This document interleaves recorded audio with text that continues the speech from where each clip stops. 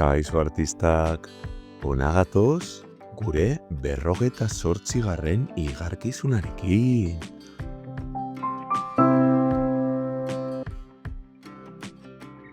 Ze moduz?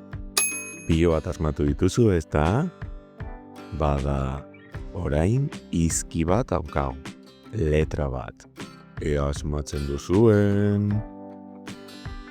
Mikelek eta Mirenek badute, baina ez Xabierrek. Mendi eta Muinoek bai, baina ez Zelaiek. Zein da? Pentsatu, pausatu, bigarren aldiz. Izki bat dela gogoratu. Mikelek eta Mirenek badute, baina ez Xabierrek. Mendi eta Muinik bai, baina ez Zelaiek. Zein da?